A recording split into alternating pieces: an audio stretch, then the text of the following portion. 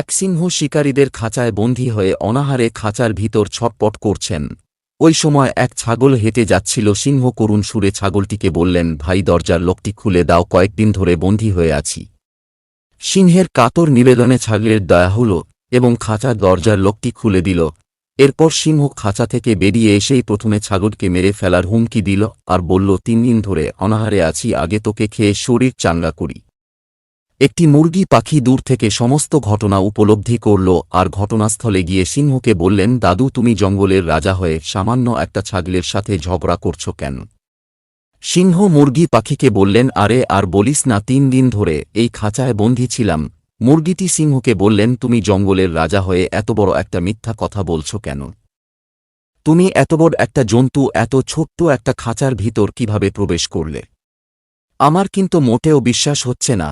সিংহ বললেন, তোর কি বিশ্বাস হচ্ছে না? তাহলে দেখ। এ কথা বলে সিংহ আবার খাঁচার ভিতর ঢুকে পড়লেন। আর যেই সিংহটি ভিতরে প্রবেশ করলেন সঙ্গে সঙ্গে মুরগি পাখিটি বাহিরে ঠোঁট দিয়ে খাঁচার দরজার লোকটি আটকে দিলেন এবং ছাগলের সাথে নিরাপদে বাড়ি ফিরলেন। এই কার্টুন ভিডিওটি থেকে আমরা দুটি বিষয় জানতে পারলাম। প্রথমটি হল, যদি কোনো ক্ষুদ্র ব্যক্তি কোনো প্রভাবশালী ব্যক্তিকে সাহায্য করে তবে ওই ক্ষুদ্র ব্যক্তিটি কখনোই ওই প্রভাবশালী ব্যক্তিটির বন্ধু হয় না।